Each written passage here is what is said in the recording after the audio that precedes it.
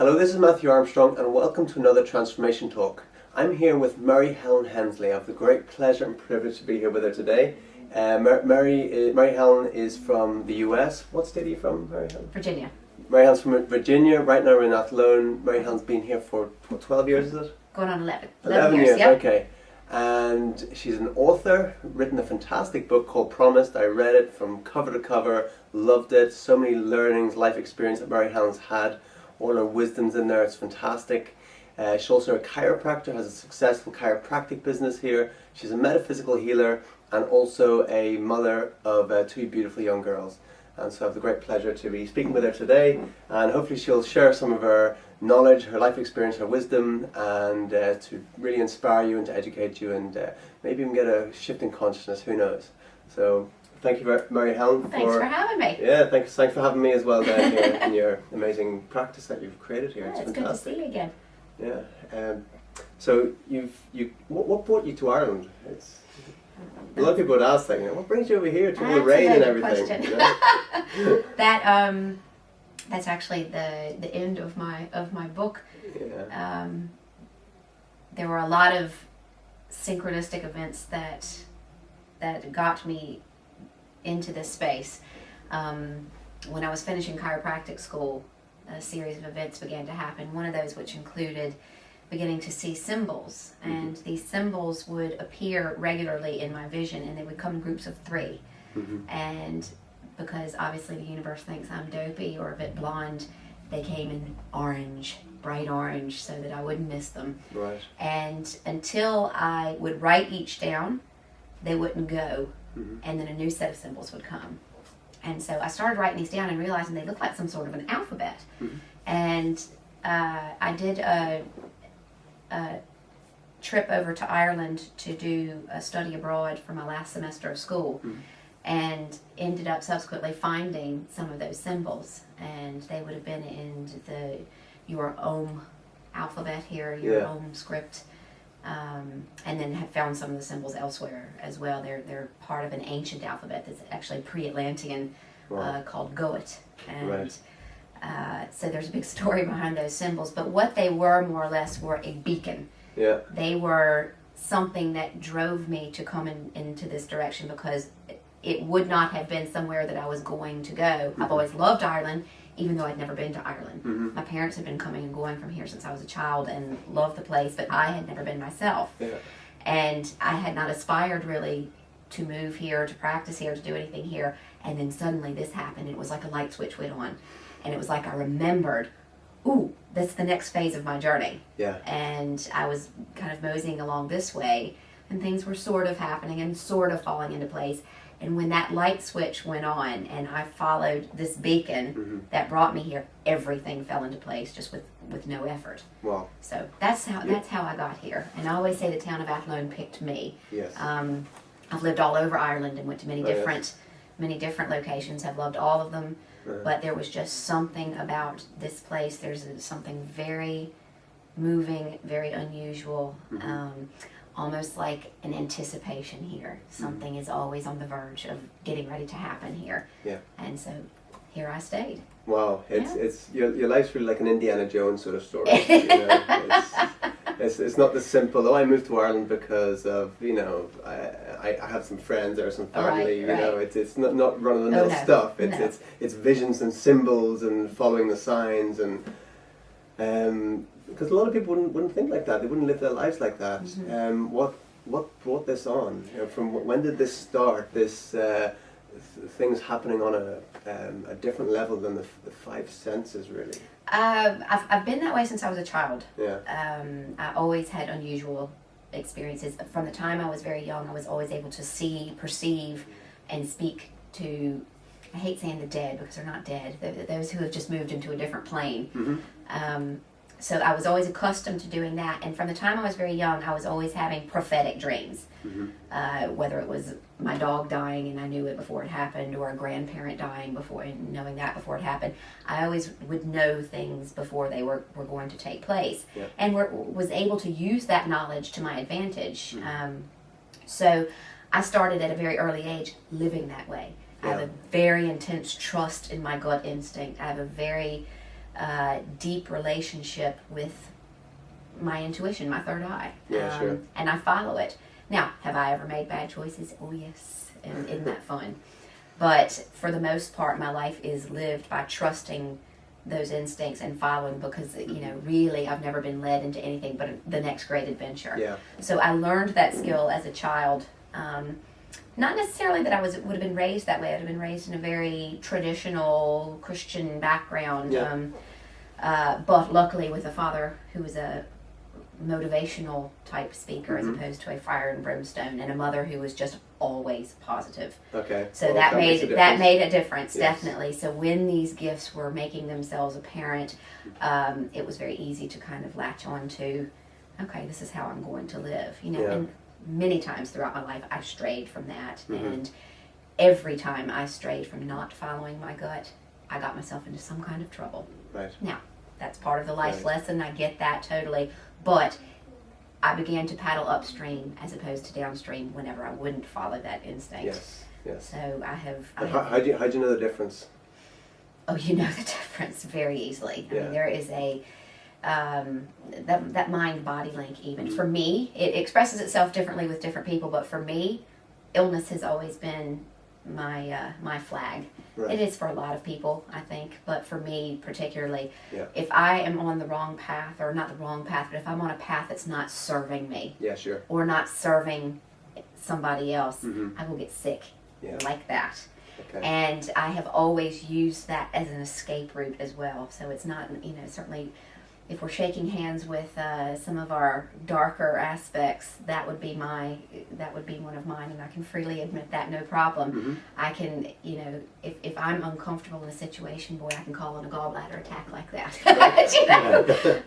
Now, as I've gotten older and more mature, I have certainly learned how to tame that ability. Mhm. But that would be a beacon for me, is sickness. If I'm seeing myself begin to deteriorate, to go downhill in any way, I know that I Yeah. need to change routes. Yeah. Which, I think that's standard for a lot of people, but they don't listen to that. That's it. Or they That's just it. say, I'm just sick, or I'm Mhm. just worn down, or I'm just a victim of an illness. And Yeah. for me, illness is going, hello, Uh-huh. did we forget something here? There's signals, right? They're big signals. Yeah. Yes, absolutely. Signals to change direction or do something about it, or Mhm. to learn something. Exactly. Yeah. Because a lot of people, you say, you've made some bad choices, and that's all part of life experience. Mhm. And like a lot of people make bad choices, and they beat themselves up over it their whole lives. I know. I have a good laugh about it. Yeah. So what's the reason for these bad choices, supposed bad decisions that we make in our lives? I'd say that's a What's the misnomer. reason? It's really not a bad choice. It's just a choice. A choice is a choice. And the thing about choices is all of them have a potential. Mhm.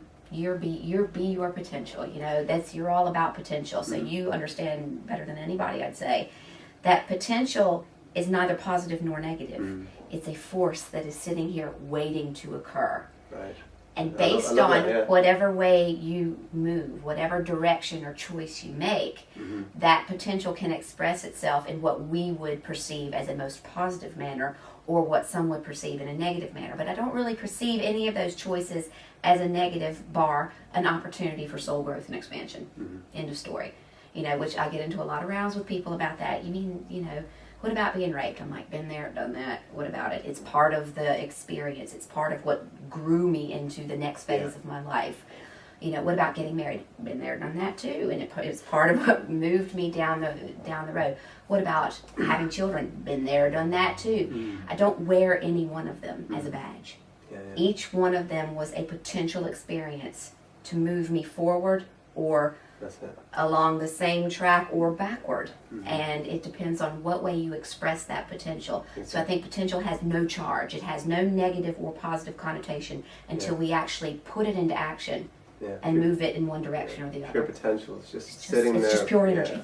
Yeah. Absolutely. And it's really interesting what you're saying, because it's just choice as well. Because we can have life events, life experiences, and it's our choice of how we, the meaning we attach to those events. So someone could get raped, and they could say, because I was raped, I'm never going to be with another man for the rest of my life, Right. or I'm never going to be in the same room as another man without whatever. And then someone else could say, because I was raped, now I can show other women that how can you make a positive experience? How can you learn from that and grow from that, and then help other people and get through the life experience and see it as something that can be turned around?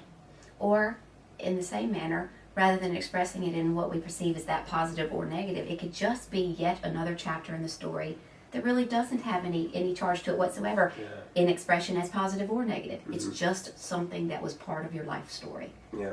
And those are choices that we make. But the human race is very interesting, because the way that most people choose to relate to another human being or to bond is via their wounds. We've seen it all through history. Absolutely. And using our negative experiences and wearing them as that badge is a great way to do that, and it's something I think people have become very adept at doing. Yeah.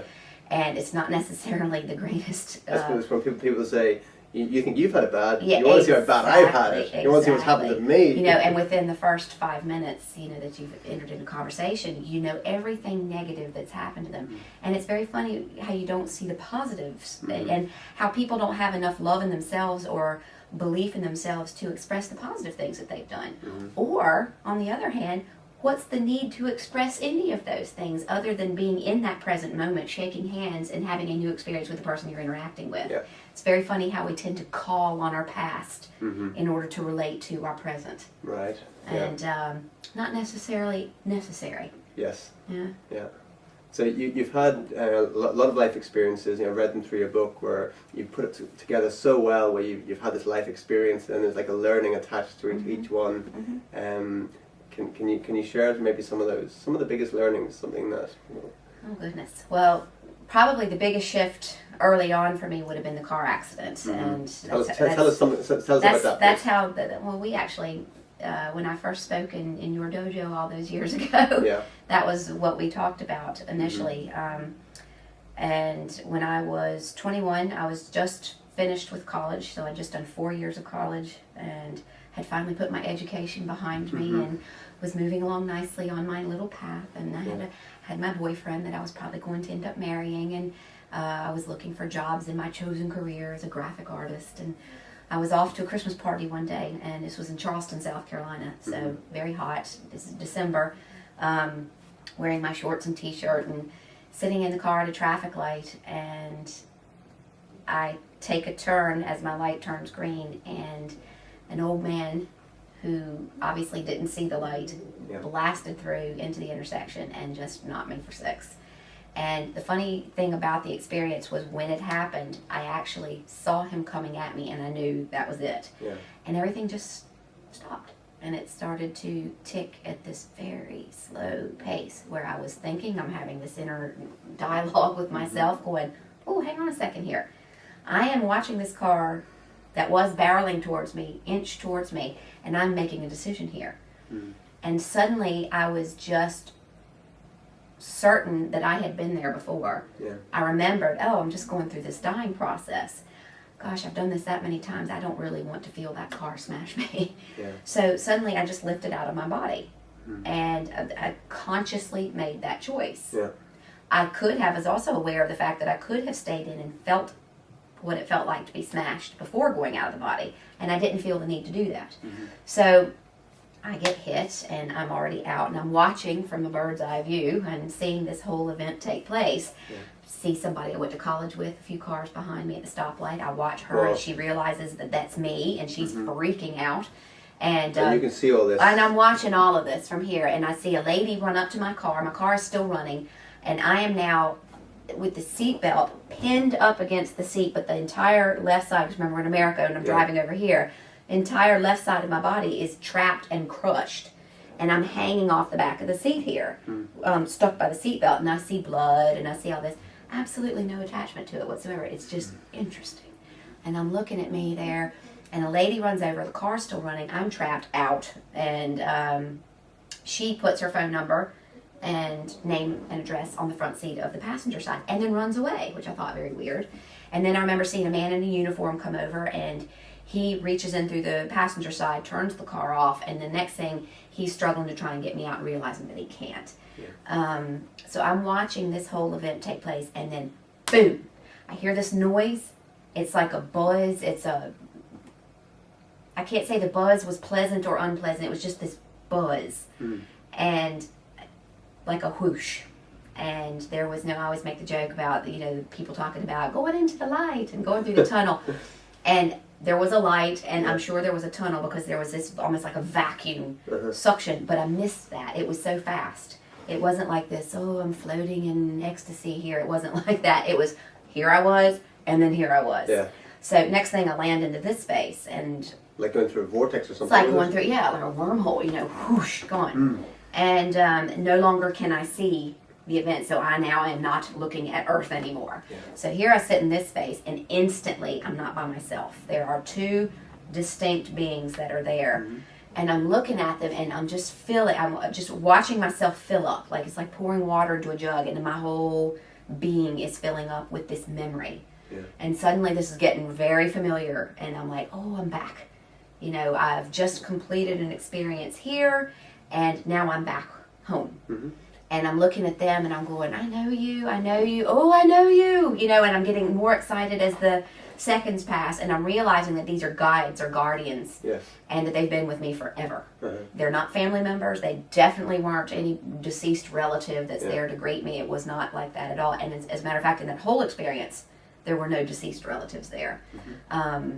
There was spirits? Or? Yeah, and of course, you know, I grew up in that whole mythology of, you know, your good loved ones are there to greet you on the other side, and that was not my experience. Right. Here are these two beings, and I'm like, wow, you know, and just this feeling of seeing them again, it was elation. You know, I was so excited to see them. So I kind of settled into that feeling, and I'm just remembering back at looking at myself there and having no attachment to the body. Yes. It's just like, okay, that was my body, and that's what I had just traveled through. But it was like, you know, if you had just left your car outside in the car lot and drove out in your new Mercedes, you're not thinking about that car you just left behind. Absolutely, yeah. You know, it was that kind of sensation. It just complete disinterest in the body. What was funny is a lot of questions I'll get when I'm speaking are people like, what about your family? Weren't you sad? Didn't you miss? No, and I can't say that enough. No, you are so engrossed in that moment and so all-knowing then that they're going through the same thing and they are completely looked after, and whether you're there or not doesn't mean that they're going to be okay or not. You know, it's natural. Yes. So there you sit on this other side, and then I realized, okay, I'm going to do a review. I don't know if that means I've been around that many times. This is my personal experience this time. I do know that there are certain people, once they've crossed over, who will go through an experience of, depending on if the life that they've lived has been extremely difficult, that they made some big choices before incarnating, that they were going to go through some highly difficult times. I did see that there are souls that will kind of bathe in it's like a light.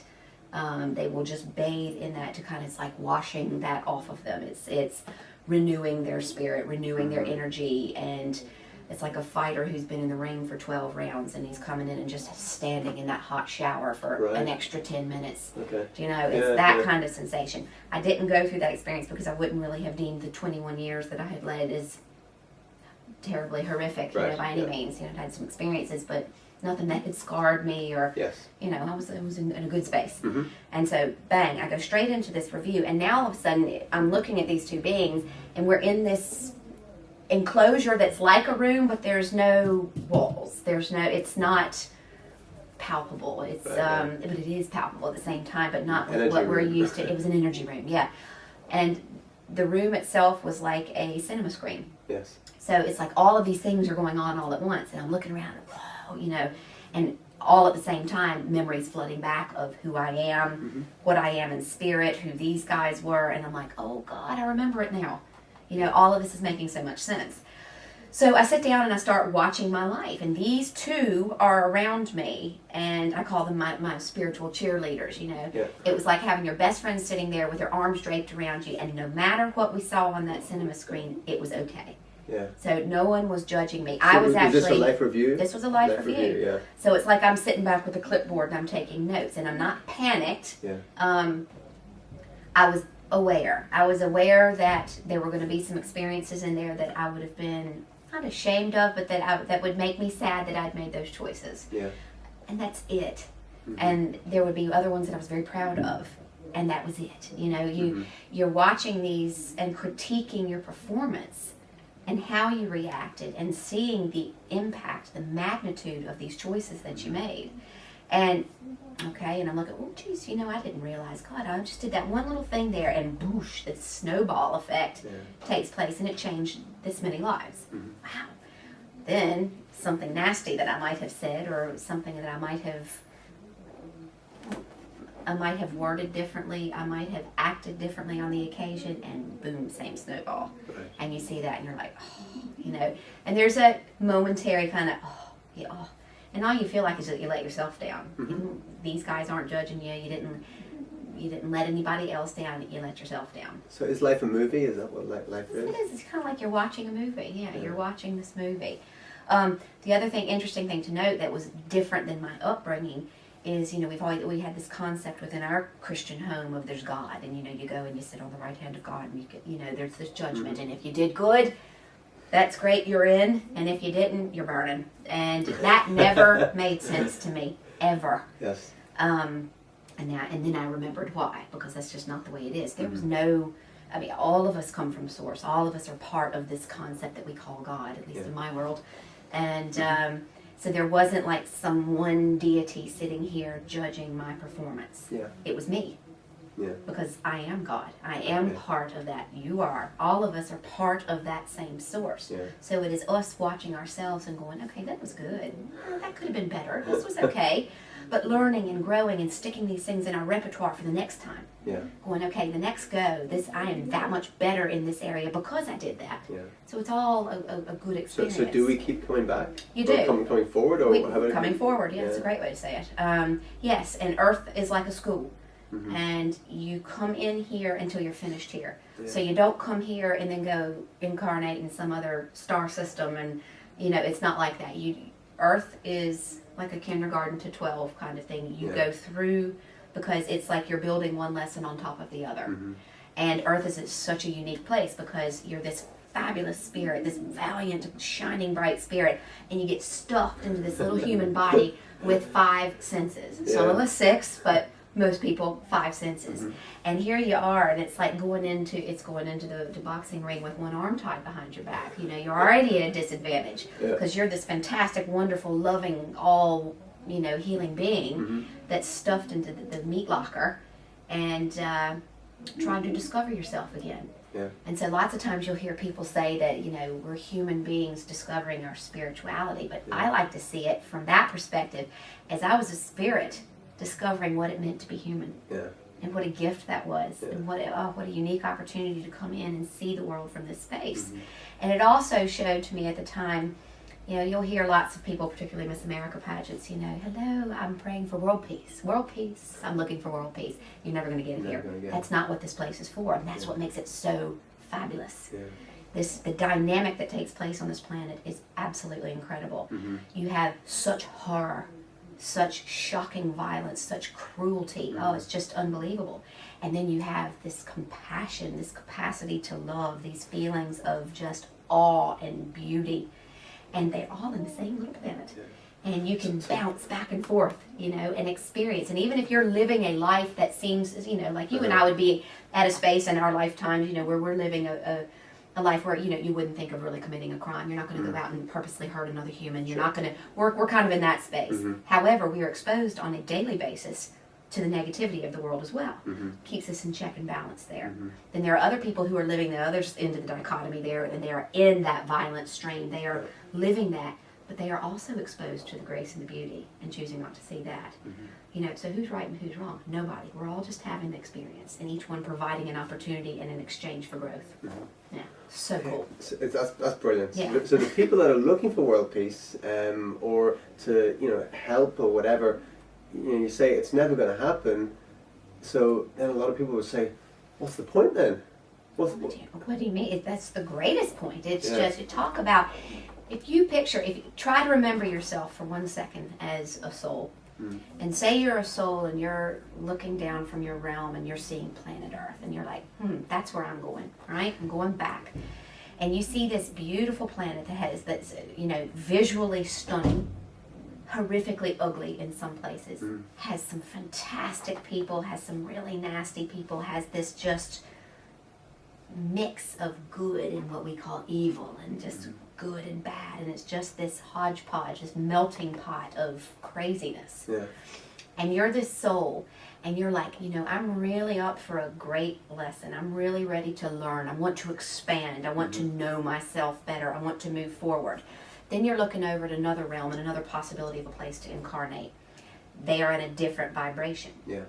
Things are good. They're growing all their vegetable planet you'd love to live on. They're growing all their vegetarian options. Nobody eats meat. Everything is good. It's a high vibration. We communicate telepathically. All is good, And you're looking at that, and that's wonderful. But you're like, I'm ready to sink my teeth into something. Which place are you going to go to? You're going to go to the place that's going to provide the greater challenge. Yeah. And that's what makes Earth unique. So if Earth can strive all it wants to, and it will for a long time, to create this sense of peace, But that's what keeps the do-gooders doing good. And that's what provides a space for the nasty people to provide more nastiness. Yeah, it's interesting. I resonate with that, what you're saying, because I see it even in this life, the daily choices we make. It's very easy to make the easy choice. But the easy choice, you're not going to get a lot of fulfillment out of it. It's the harder choices that's really going to do it. For example, when I was a teenager, I decided, I want to travel the world. I want to have new experiences. Should I join the Navy or should I join the Marines? Well, I could join the Navy, but it'd be pretty easy.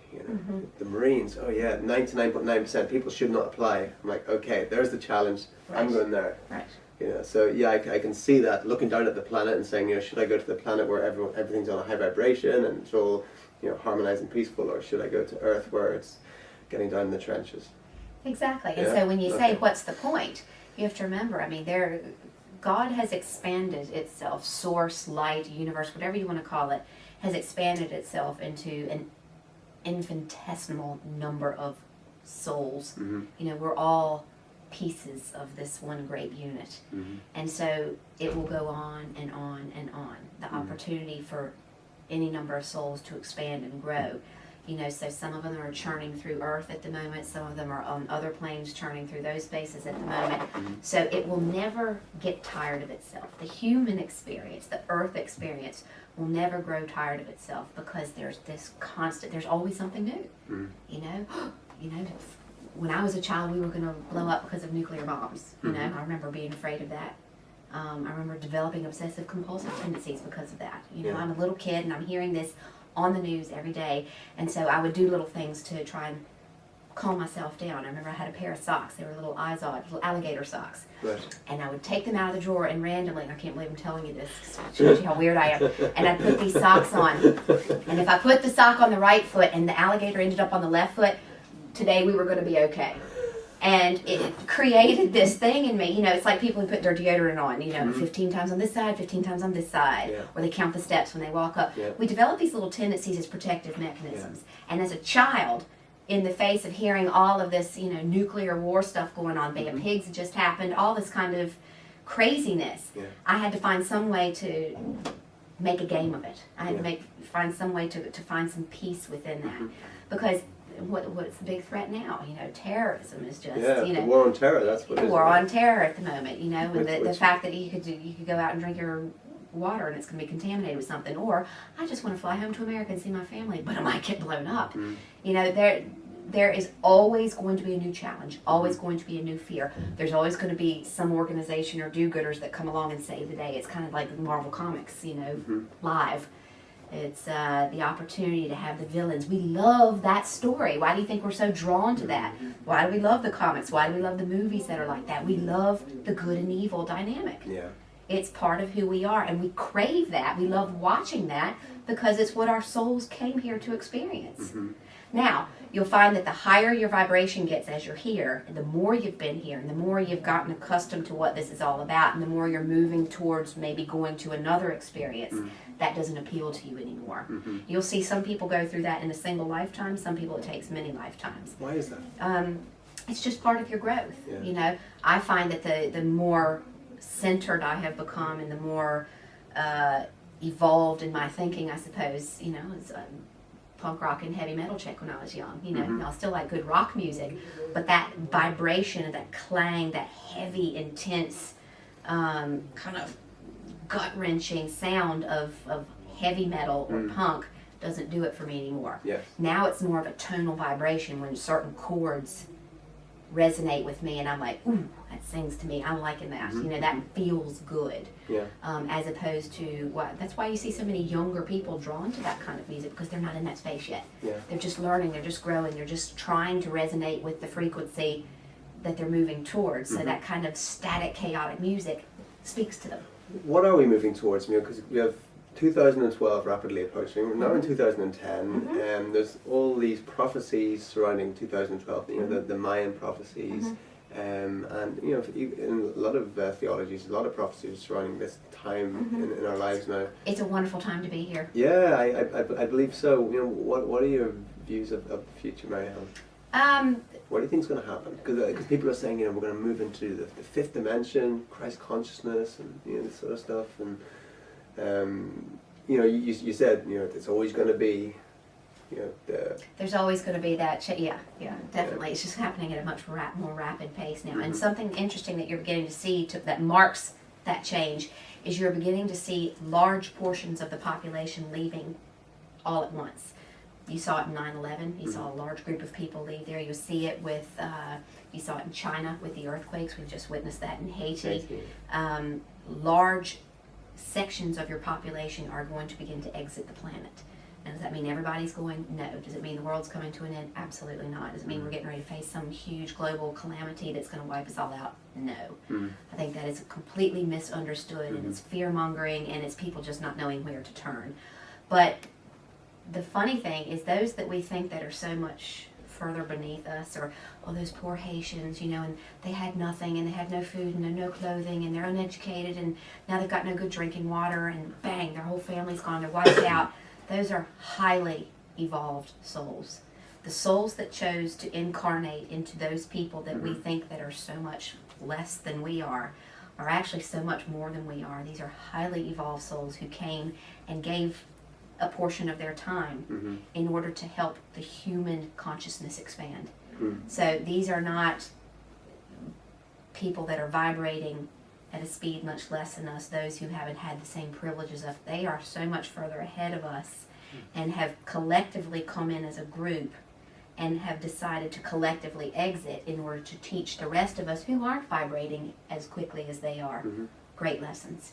And that's who those people are. Also, there's lessons in compassion and contribution, things like that. Is that what we're talking about here? You know, yeah, you know, you're seeing a country or you're seeing a world that's in recession at the moment, you know, and how many, in a matter of a week, you know, there have been several billions raised, I think, for Haiti, and, you know, that's pretty good for people to dig in at this stage when, you know, everybody's crying poor mouth. Yeah. You know, we all have something that we can give. And it doesn't matter if the next tragedy is 10 days down the road, we all have something we can contribute to that as well. Yeah.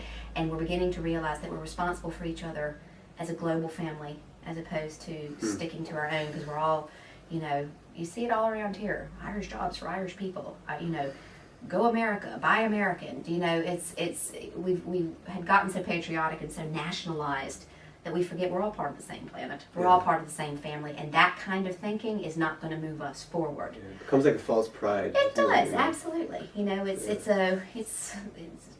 very cliquish. You know, we've sectioned ourselves off, and we're this, and we'll provide for ourselves, and you all look after yourselves, and we're all part of the same game, folks. You know, and what you're seeing as we move closer to sort of to 2012 is just a recognition of that.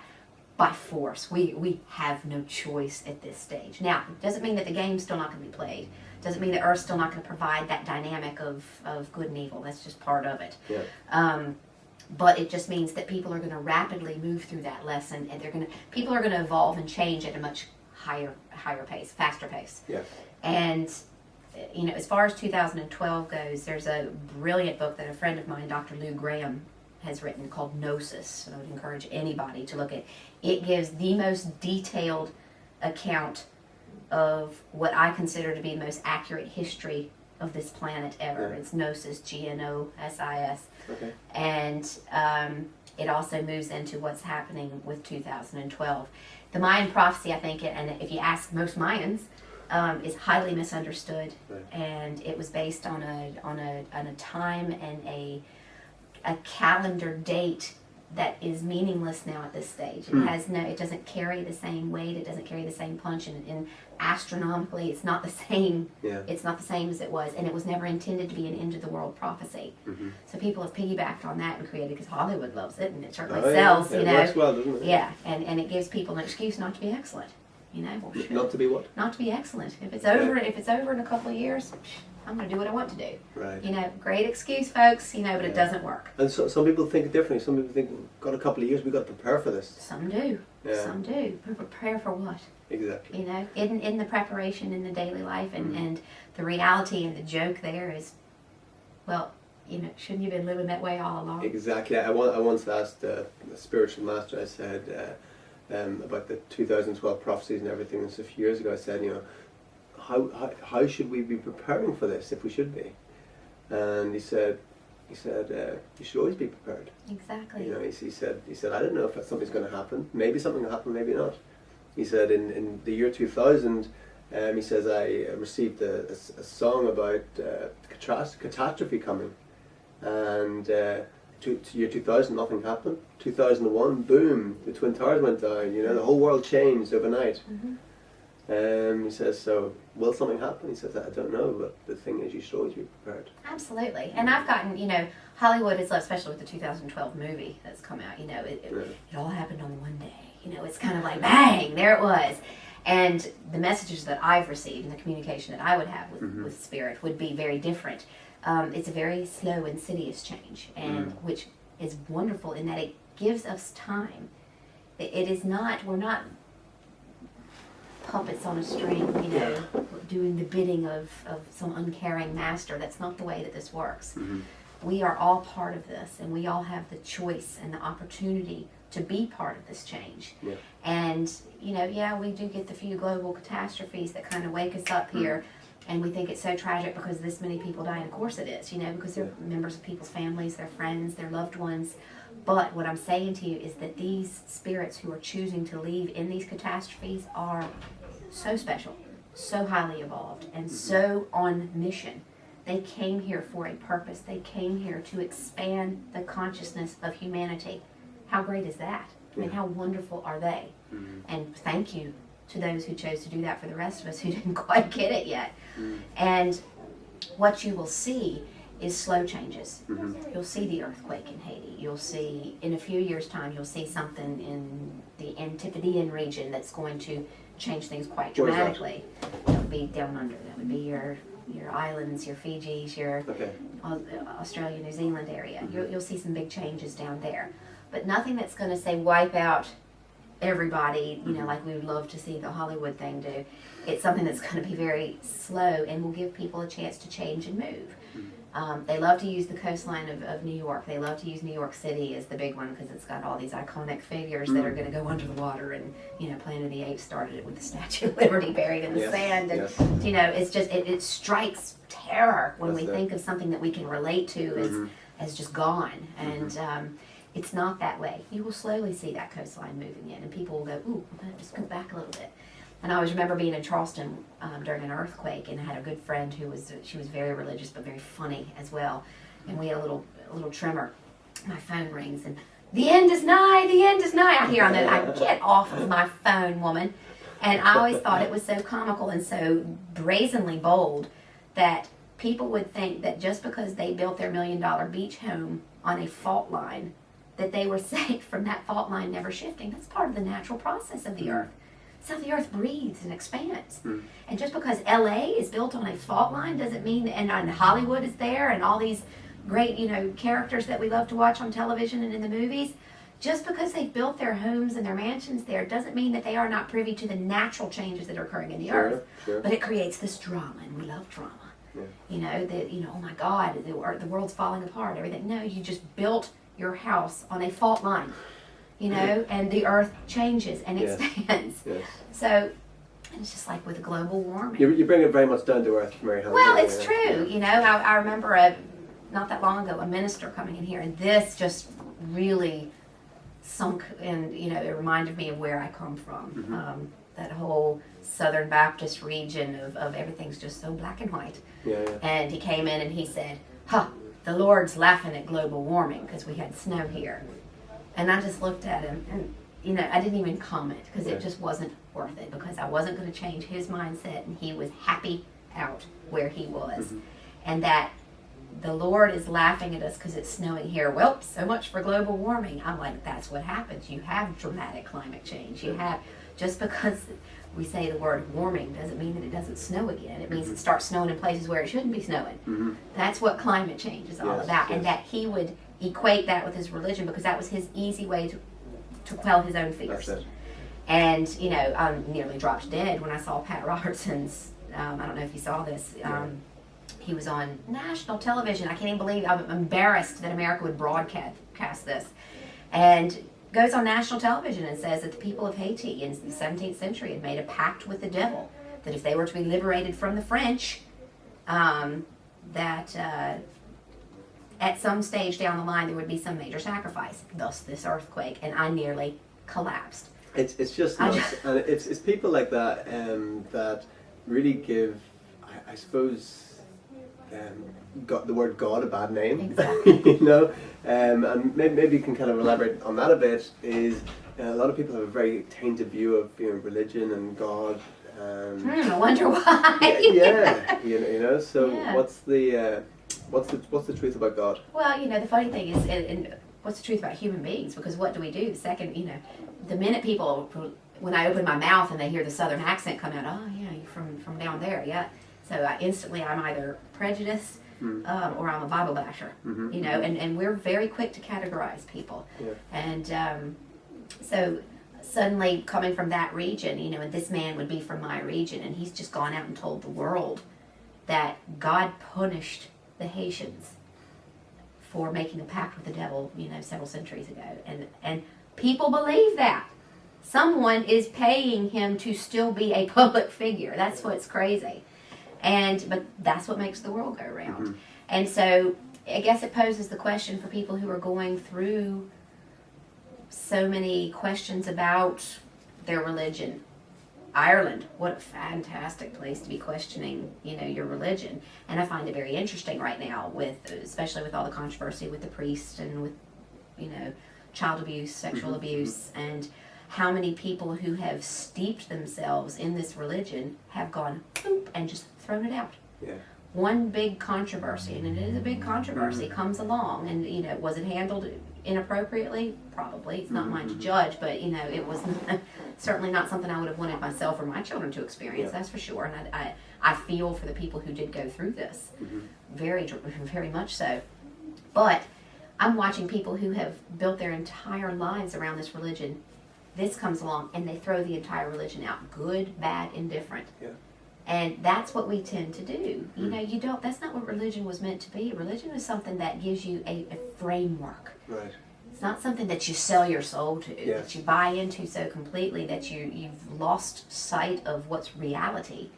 You go to the different religions, you go to the different works, you go to the different contributions that gurus have made over the years, and you take what works for you. Yeah. And you develop what your personal best is, where you are on your path, on your journey. And this makes sense to me, this does not. This does not. So I'm going to try this on for size. I'm going to wear it for a while. If I grow out of it, I'm going to pick something else and I'm going to move into that. Judging not along the way. And that's the big thing, is because the vast majority of religions on some level have judgment in there.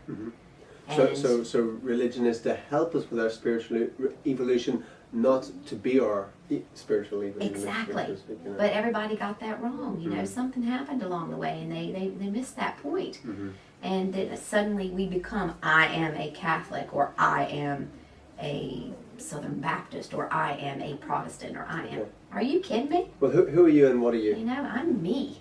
I am Mary Helen Hensley, who is having this experience. And me is someone who believes in something greater than myself. Me is someone who believes that I am inherently a part of that is my birthright, that is who I am, that my contribution to that is to come here and be the best that I can in harvesting knowledge.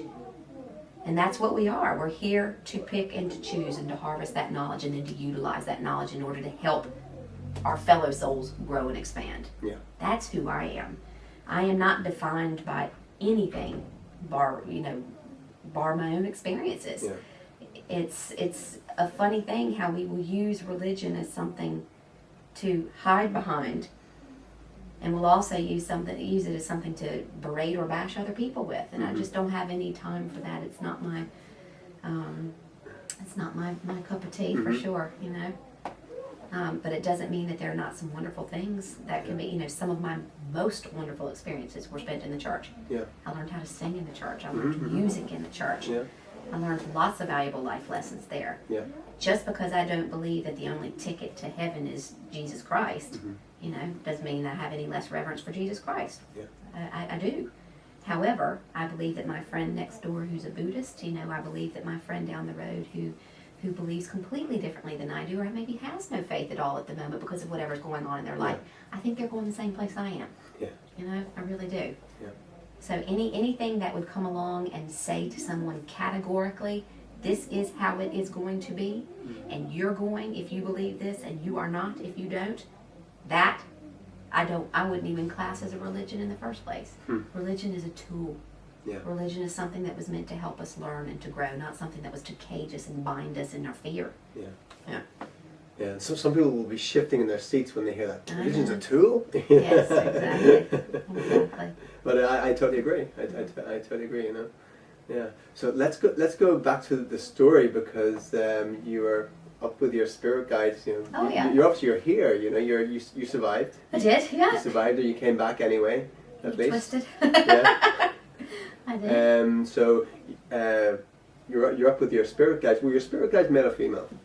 You couldn't tell. I get the impression that if I had to go in one direction, there would have been more male. Yeah. They were more masculine. But there wasn't anything that was distinguishing about them that made them male or female. So that was interesting. Yeah, so there I sat. I watched this whole experience. And one of the things that I say in the book is it is interesting watching your life play out in front of you, particularly because you just lived it and you know exactly what's coming next. And some of it's not so good. And there's nothing you can do about it. And you're cringing. It's like watching a movie that you've seen before and you know this part's coming and you're embarrassed for the character. Or you're like, oh, you know, oh, God. And you can't change it. Yeah. You know it's coming and you just have to sit there and suck it up and watch it and go, okay, that's who I was. But one of the beauties of transitioning from earth life into this life is that you kind of lose along the way in that transition any feelings of resentment or blame or shame or anything that's inherently human. So you're able to watch this in a space that you can glean the most knowledge from it. You don't have that kind of human emotion hanging on you. Yeah. It's just you're watching this objectively, completely objectively. And that's a nice feeling too, because then you're actually able to learn something because your own ego is not getting in the way. So I watched that, but then all of a sudden along the way, after seeing and remembering sort of the way the world works, the way that things are, who we are, how that definitely picked different experiences that had happened in my own life and showed me why they happened and expanded further on those because they were to give me more to come back here with. All of a sudden I was just like, I'm going back. And it wasn't because they told me I was going back or I had to go back. I could have stayed if I wanted to. I wanted to go back. I distinctly wanted to go back. And it wasn't for anyone or for my family. Sadly I'd say it wasn't anything like that. I wanted to go back for me. I wasn't finished. And I knew what I was going to go back to. And I knew it was going to be tough going back into that body. But what they gave me was a promise, and the promise was that I would be going back differently, and the abilities that I'd had since I was a child were going to be greatly expanded on. So not only now would I be able to see and communicate with dead, I would be getting frequent messages, like a download, constant download, and that I would also come back with an ability to touch someone and download their hard drive in order to help them move forward on their experience if that was what they chose. You know.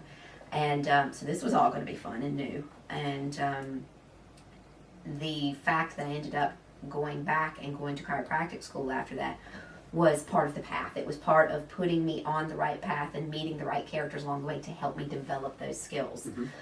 So next thing is that buzzing noise again. And in the beginning, when I said there was that weird buzzing noise, that buzzing noise had turned into this kind of a drone. It reminds me of a bagpipe drone, which I love that sound. It's just this lulling, lovely sound. I moved out of that, back into that buzz, and boom, I'm on the pavement. So as quick as I went through the tunnel, I came back through, and now I'm in that body again. And it was, I've often described it like putting on wet jeans. Can you only imagine a big pair of heavy wet jeans, trying to pull them back on, and it didn't fit properly. And I was stuffed in that, and I could feel every crushed bone. I could feel every ache, every pain, and it felt horrible. And not only that, I can still remember where I'd just been, and now I'm freaking out. Well, what have I done? I want to go back, you know. Yeah. And I'm just laying there going, oh my God, here it goes. Yeah. You know, here we begin. And that's sort of where it all started. And from that day forward, they'd never ever let me down on people coming into my life, and I mean just people off the street. And you know, an old man walked up to me once in the height of all of this. This is all just happening, and all of a sudden I'm doing these strange, weird things. And a man walks out of the grocery store, old guy, and he walks up to me and he goes, "I know where you've been." And I just looked at him, and he gives me the wink, you know, and he said, "When you get used to this, you'll be able to see us too." And basically what he was saying to me is he knew I had died, he knew I'd come back, and that eventually I would be able to see other people who had done the same thing. Right. And constantly getting little reminders, little signposts along the way, going, "We're watching you, we're here," you know. And interesting enough, it's, you know, at 21 it was a bit hard to digest. So I distracted myself, as we do, and decided to go on and accept the marriage proposal of my boyfriend, and spent the next 2 years getting married, living in this newlywed thing, and fooling myself. And not that I didn't have any experiences along the way. I had some other experiences happen that would also prove, you know, vital to my development. I developed breast cancer. And why did I develop breast cancer? Because I married someone I shouldn't have married in the first place. I was 21, 22 years old, and thought that I knew, you know, what life meant, and that I should be getting married now. And I was getting married because everybody else was getting married, and that's so not my style. I'm not a sheep, and I don't follow the crowd, and I did. So what happens? I call in this illness and bring my attention to the fact that I am not living my life in a manner in which I had promised and was promised that I would be living. And so about 2 years later, after that happens, I kind of turned the corner again, had another very profound experience where I was able to go back into this space without having to die, and learned how to do that. And then I got my stuff together, and from that day forward, I've been living that purpose ever since. Well, and what is your purpose? I'd like to think I have a few, but you know, right now what it is, as a metaphysician, you know, when we deal with mind, body, and spirit, people think when they hear the word healer, you know, that you come to me and you were ill, and that my job is to touch you and you're better. And to me, that's not what a healer is at all. A healer is a facilitator. And a facilitator is someone who is there to serve that other person's life purpose. And so sometimes that is to continue on with the life process, and as many times it has been to help somebody go gracefully through the death process. So a healer, to me, a healer is someone who is there to honor and facilitate the other person's life purpose. And so that's what I'm here for. That's what I'm about. I consider myself someone who is there to help teach people, help people remember, if anything, who they really are, why they came here. If I can reconnect them with their sole purpose, if they've gotten so far off track and have forgotten why they came, to kind of connect them back up with a memory or even a glint of something that gives them, puts them back on that track and gets them steamrolling in the right direction again.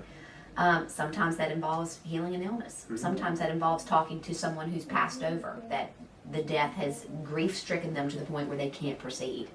Sometimes it involves helping someone go through the death process. It's that's why I love my job so much, because it's different every day and every experience is different. So that's how I see myself. You know, my job is a chiropractor. I love that work. I love the fact that, you know, chiropractic is about expressing the innate potential of the human body. It's just simply removing the blocks and the interference. So I'd be kind of a spiritual chiropractor as well. All I'm doing is going through and removing blocks and barriers that people have set up Yeah. in order for them to express that innate potential that was always there in the first place. It's always 100%. It never lets us down. It's the blocks that we put in place that cause us to function at anything less than our full potential. Yeah. So that's what I do, and that's what I love. You know, I'm also a mother. I'm also, you know, so there's all sorts of little jobs that I'm doing at the moment, and I love all of those. I'm an author. I'm currently working on another book. I love that. That's my best form of communication. As you can see, you know, I'm a little shy. Don't like to talk too much, but at least when I write, I get to think about what I'm saying before it comes out of my mouth. And you know, and I enjoy that too. And so, yeah, that's what I do. I feel very well-rounded at the moment. I've had some horrific experiences, and I've made some stupid mistakes, but I can laugh at all of them. You know, I really, really can laugh at those. And I was doing a talk recently, and it really unnerved a lady when I used that term that I found some of my past tragic experiences fun. You know, that I look back now and I can have a good laugh over them, and that really upset her. She's like, "No, I've grown and expanded from my past experiences, but I wouldn't say I'm going to turn around and laugh them." That's okay. That's where she is. I'm at the stage where I find that stuff funny. You know, I just look back and sometimes think of how absolutely foolish I was to have forgotten, but how lucky I am to be able to get myself back on track, that I can easily remember again. And I'd say the hardest part about being like that is being gentle with other people who aren't having that same experience. Yeah. Because it's difficult to remember at all times that everyone's not remembering and seeing the world the same way that you are. That's the challenge. Absolutely. Yeah. And you know, a lot of people do have difficulty with past experiences, and the big one would be forgiveness. You know, forgiveness of other people, forgiveness of the big one's forgiveness of the self. Exactly. And then even at a different level, you know, there's nothing to forgive. You know, at some level, there's nothing to forgive. What, I suppose, advice would you give someone who has past issues that that's finding it hard to get over them? Well, it all comes down to loving the self. It all comes down to learning how. We were talking earlier before we started about a woman called Debbie Ford who wrote a book called The Dark Side of the Light Chasers. And I have to say, in the thousands of books that I've read in my lifetime, it is one of my favorite. Yeah. Because she talks about aspects of our own personalities, our experiences in the past that we don't like, that we'd like to kind of put behind us, shut the door on, and yet what they do is they creep out and they find us. You know, it is because we never learned how to go back and shake hands with them and look at the value in what that experience had for us. Yeah. There might be parts, and I love this exercise that she does, and it's looking at someone. I did it yesterday. Someone came into my practice, and just everything about her annoyed me. Everything about her annoyed me, and I just started cracking up. And luckily, she was face down on the table and didn't see me laughing at her. But every word that came out of her mouth, her mannerism, everything annoyed me about her. So I had to stop myself, and at least I'm learning to do this in a split second. I stopped myself, and I'm like, what is it about her that is exactly like me? And I knew it. I knew exactly what it was right off the bat. There was something about her that was slightly false, and I had behaved in a manner like that not too long ago, and I laughed at myself and figured it out very quickly, and saw that it's developing the ability to shake hands with your dark side. It's developing the ability to laugh and accept those parts of your personality. That's just who we are. Yeah. And those parts of your personality have saved you in some way. Yeah. The things that you beat yourself up for, and things that you think are horrific, and things that you think are awful about yourself and that you can't accept, something in there has a positive side to it that has done something positive for you. Yes. And so you leave it at that. You go shake hands with it, say thank you very much, and then leave it at that. You don't sit and flog yourself with it for the next 40 years. I mean, like, what in the world? Why do that? Yeah, something I'd regularly say is our aversions provide for us our biggest learnings. Yes, absolutely. You know, quite often what we're averted to, we'll kind of run away from, I don't want to see that. But that's where we're going to get the biggest life lessons. Of course. What were the real aversions. And, you know, being a doctor, we're putting the doctor hat back on when I'm watching people come in the door here. And, like, I'll get these faces when I say to them, you don't want to get better. Excuse me? Why would I be here? I'm like, you're here because that family member of yours who's sitting out in my waiting room made you come here. You don't want to get better. Well, what do you mean? And I tend to be a little blunt sometimes. And tell me what this illness, tell me what your problem's getting for you right now. Yeah. What do you mean? The secondary You're gain. getting attention. Yeah. You're getting love. You're getting compassion. You're not having to do this. You're not at work at the moment, and you're getting the breathing space that you really needed. This is such an important subject. Yeah. It is such an important subject, Yeah. and so they don't want to get better, and that's okay. There's nothing wrong with that if that's the way that they're choosing to progress at the moment. But don't come to me looking for me to fix you, and then get upset when I can't. Yeah. You know, no one could. I don't care how great a healer you are. You can't do that if the person is happy in the space that they're in. And they came in under false pretenses, you know, because they're supposed to want to be well.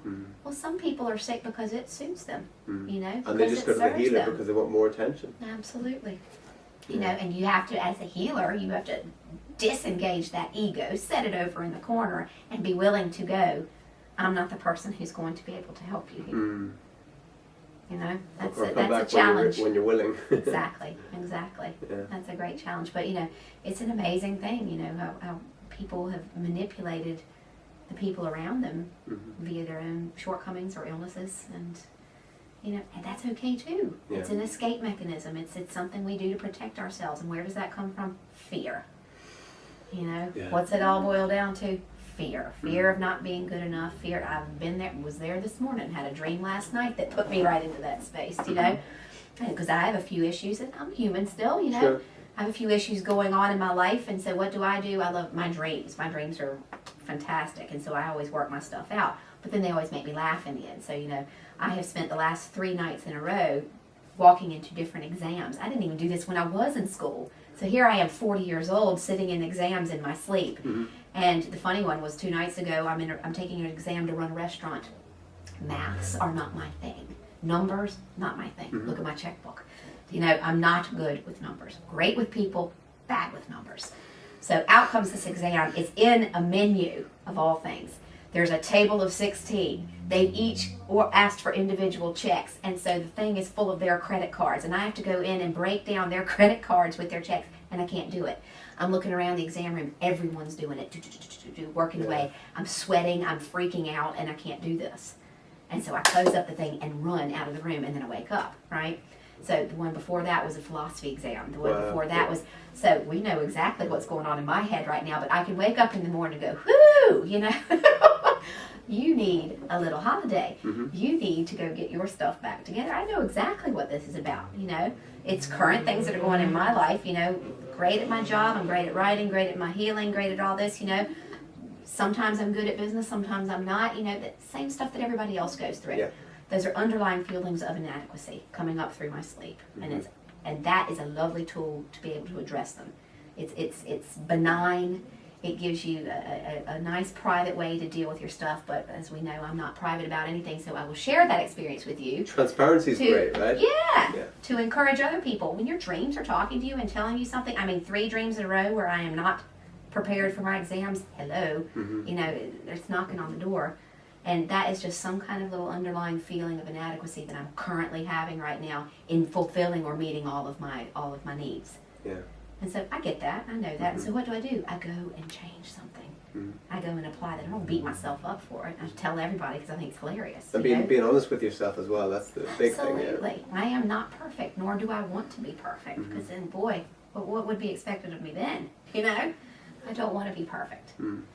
And I just think it's, you know, we talked in the beginning about how did I know I was this way. I've always listened to these things. We all have these tools available to us. It's not that I'm so special and I've got all these great abilities and gifts. Everyone has access to these things. They just don't use them. That's the question I would have is there like a daily practice a person could do to start to develop these skills more? Listen. How simple is that? Listen. Yeah. You know, put the notebook and pen next to the bed and write down what your dreams are saying to you instead of just going, ooh, I had this wild dream last night. What was it? Can't remember.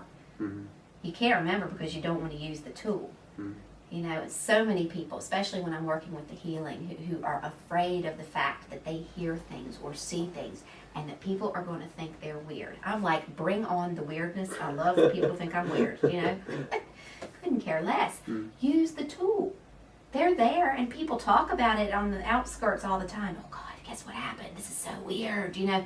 It's not. It's a God-given talent and ability and in your repertoire of things that you've chosen not to use. All of us have them. It's just that I have been using them for so long that they are second nature to me now. Yeah. That's all. That doesn't make me any more special or any more advanced. It just means that I am completely in tune and trusting of the abilities that I have. Yeah. I find it fascinating. I do. It's really, really fascinating. Being able to communicate like that. I've had experiences myself, but just not on such a regular basis. And it's fascinating. It really is. But I made a choice to make that part of what you do, the contribution that you have to people. I mean, the way that you help people find their potential, the way that you're creating a healthy body. You are in that whole body is the temple thing. My body is some kind of a temple, but we don't know what it is. And you are in that space, and that is your contribution to people. Your knowledge on fitness, on health, on food. I mean, it's just uncanny. And the fact that you practice what you preach, and you always have as long as I've known you. And that's your gift. So, would it behoove you really at the moment to be talking to dead people all the time? Is that going to help you and what your purpose is to move forward in the way that you're contributing to mankind? Not really. Probably not so it's not right. really something that you need to go and develop. But what do? I am working on that level all the time. So it was important for me to develop that aspect, right? Yeah. I love my food, so I'm not going to be eating your total green diet that you do all the time. But it's not necessary for my particular space right now. Yes. I'm kind of in that whole I am here living every last drop out of it experience because I'd say I'm close to the end with being here. And I am going to eat whatever doesn't eat me first, within reason, of course. I try to maintain a healthy lifestyle because obviously a healthy body is a healthier channel. But I've also discovered, and I don't have the attachments to, oh, I'm so fat, or oh, I'm too thin, or I don't have that. So I can honestly say I don't have the emotional plug into that. The work that you do in helping people discover to get to that space is so vital for them. For me, in the space that I'm in, I developed other skills. Yes. So we all have access to those. It's just what we choose. You can't use all of them, but you use those that are most important to what mission you're on, what purpose you're serving right now. Yeah, great.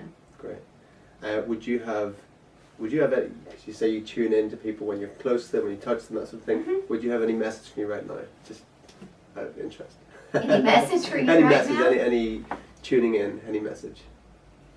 You tell me what you'd like to know. I mean, really, that's what that's what happens. I get asked that all the time. Does anybody have? So I thought it'd be interesting to do is there on anyone camera around right me? Yes. Is there any that can you see my aura? Yes. What does my aura look like? You have a lovely aura because your body is so clear. Well, colors, that sort of thing. Oh, colors. You don't have a hodgepodge of a lot of different colors. You actually have, which means you have a very balanced aura at the moment. I also know that your body's in great shape. That your fitness level, your health level, the way that you're nourishing your body is good. The choices that you've made for you and your vessel are good. And those choices might turn around and kill me, because I might not be prepared for that. That might not be where I am mentally or emotionally. But where you are mentally and emotionally, they were good choices. The choices that you've made personally for yourself, all good. Is anyone around you? Yes. They're always supporting figures around you, always. And that's everybody across the board, People want to know, who is it? We have that many support systems in place with spirit guides, Are they my angels? I don't care what you want to call them. You call them your angels. Do they have big wings? No. But, are there spirits there supporting you? Yes. Are there people who have crossed over also apparent in your field? Yes. And that's all part of you being you. It's all part of you moving forward with the message that you have to give to the world. So the biggest thing that I would say to you would be to affirm the fact that what you are currently doing with your life and the way in which you have chosen to serve other people that you don't even know. You're especially this way. This is just uncanny. You lay yourself out there and you give of yourself. Okay, great. So, any final words, Mary Helen? Anything else you want to chat about? Or? What can I say? I know things right now in the current climate that we live in are a little bit bleak and a little bit frightening, and we all go through our moments. But the most important thought is don't get stuck in that moment. Yeah. Experience it for what it is. Don't get too high on your highs and too low on your lows. And I think that's what a phenomenon you saw particularly in this country. Yeah. We went through the really good times and we got really, really high on the good times there. And when you get really, really high, you're going to go really, really low. Yeah. It's like a cultural bipolar. It is. It's cultural bipolarism, exactly what it is. And when you live like that, when you get overly excited about your achievements, when you go overboard, when your ego comes in and you are so focused on all the good things that you've done, you can guarantee that to balance that out, you are going to have to go into a space of despair, discomfort, dis-ease, whatever you want to call it, in order to bring that back into some kind of a balance. Because you can't live high in the highs and low in the lows and be functional in any way. Yeah. And so you'll see lots of people, that's why we love rags to riches stories, people who came from this horrible despair and all of a sudden they went whoosh up here. And what usually happens is most multimillionaires will tell you how many times did they make and lose their fortunes. I mean, we know loads. Up and down, until finally they hit that space where they went, ooh, hang on a second. Let's change that pattern, because that pattern continuously bounces me out of wealth into a state of poverty or whatever. Yeah, exactly. When there's poverty and mental poverty, which there's a lot of, or physical wealth, poverty, and it's finding that space in between. And I don't mean balanced as in everything's even keeled and boring, because if that's the case, then you may as well be dead. A perfect state of balance is no fun, and it's certainly not why we came here. Yeah. So it's finding that waxing and waning. It's finding that lovely cycle of experiencing that to where you don't have to go to the high highs and the low lows. Yeah. Because even though they're fun and they're part of that experience, as you get older... The high highs are fun, the low lows. Yeah, exactly. But isn't it fun to crawl out of the low lows and go, look what I did? But guess what? If you get standing up here going, look what I did, you're going to go back and do it again. Yeah. Until you stop needing to do that. And so the thing is to keep faith. And I'm not going to say keep positive, because that's so cliche. Isn't it? But it's keep faith in that you are here for a purpose. Yeah. You are here for a reason, and regardless of whether you've forgotten what that is or you never knew in the first place, if you look within yourself and stop looking to external means to find your happiness. Yeah. Find that peace within yourself. Find that space within yourself that is going to make you thrive. And stop worrying about what everyone else thinks. Yeah. Do you think I'd be putting myself all over the internet if I worried about what other people think? Oh my God, you talk to dead people. Yes. Have you been a financial failure in the past? Oh yes. Have you had some good times in the finances? Oh yes. How about the relationships? Oh, we could talk there. I still haven't found that balance. But I'm having such a great time doing it, and that's the fun bit, And it's not being so hard on yourself. It's knowing that these are all part of the life experience, that the things that are happening, and that you can choose to change them like that. Yeah. So is this the key? What's the key to life, or is there a key to life? There's lots of keys. Lots of keys. Okay. Imagine the jailer walking around with all those keys. There's lots of keys, because your life is different than my life, is different than the next door neighbor's life, is different than anybody else's life. Yeah. And that's what makes it so fun. Because while we come in and we're playing roles for one another, we are loosely following a script. We have a story outline of the things that as a soul we'd like to accomplish in life. Yeah. But we're loosely following a script. Bit And of the most improv. fun, the improv, is that someone else can come along and throw in a one-liner that completely shifts your consciousness. Yeah. And suddenly you're standing there with your hands in the air going, hold on a second. My whole world's just been rocked here. And it happens all the time. Yeah. I love a story. There was a girl who came in here for healing once, and she did have something we were able to help, because we were able to make the connection for her. And she had rapidly spreading uterine cancer and had gone into the bladder, and she's younger than myself, small kids, very scary situation for her. We had a great chat, we connected the dots, and suddenly she got it, right? Yeah. She's in with me on a Monday, she goes in later in the week and is already prepared for surgery, goes into theater, they'd already done all the pre-op stuff, and before she goes under, she was just being sedated for what they were doing. the surgeon goes, "People, come here, gather around. You've just witnessed a miracle." Wow. And she just stood there and had nothing to say. She couldn't say anything negative about it. She couldn't say anything positive about it. She didn't know what to say, because she knew that in her scientific model, in her mechanistic view of the human body, a week earlier, this woman was riddled with cancer. And that in 1 week's time, It was gone? it was gone. It was gone, yeah. And she had no words to put on it, because her whole being was engrossed in mechanism, in pieces and parts. And this bit is sick, therefore I'm going to remove Yeah. it. Now, does that mean that that's never necessary? No. And I'd be an advocate if someone needed along their journey to go and have a part of themselves removed in order to start clean and move, and because it was a task that was just a bit too big for them to conquer, fire away. That's okay. You know, I have no judgment on that whatsoever. But this woman's model, and the way she'd sunk her whole soul into this, she bought into that belief that this was not possible. There it happened in front of her face, and from that day, boom, her paradigm has shifted. Yes. Now she's in trouble. Now things get interesting, because you would think it's be like, oh, this is brilliant. Everything she has based her entire existence on has just collapsed. It crumbles down. Exactly. Crumbles down, yeah.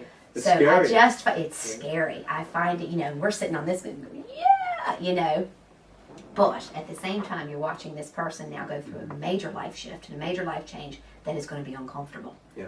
And it's uncomfortable because their entire paradigm has just changed. Yeah.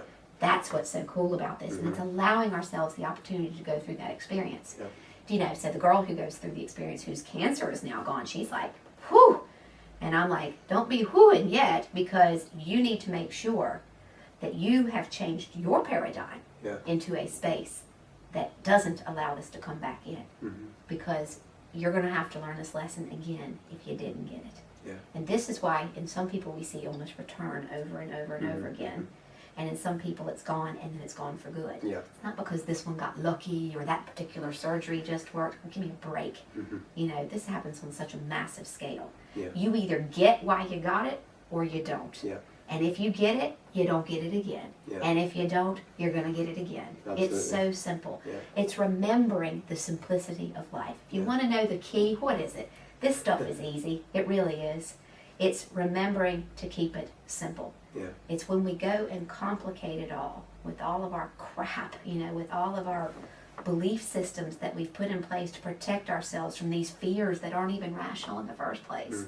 It all boils down to a feeling of feeling loved, a feeling of feeling part of the whole, remembering who we are, remembering where we came from, and remembering that we can contribute and make a difference to our own lives first, and then to the lives of those around us. And I emphasize to our own lives first. Yes, very important. To thyself Very important. be true. Then you can worry about everybody else. Fantastic. You're so inspirational. I could listen to you all day. I feel a shift myself just being here right now. So Thanks. that's great. So thank you very much. Oh, Mary my Helen. pleasure. Thank you, and thanks everybody. Yeah. Thank you very much, and look forward to chatting with you again sometime. Brilliant. Yeah. Be delighted. Okay, so hope you enjoyed that. That was absolutely fantastic. Went on quite a bit, and we could go on all day, but we have to end it somewhere because Mary Helen is just so much wisdom there, and so many great life experiences. And so please get her book. It's called Promised. You should be able to get it on Amazon. Yeah. I don't know if it's on Amazon yet. Be coming Book Hub. soon. Yeah, be coming soon. Yep. And do you have a website, Mary Helen? It'd be the website for that would be www.bookhub4u.ie. Okay. Bookhub4u.ie. Yeah. But by the time you're watching this, it may already be on Amazon, so you can check that too.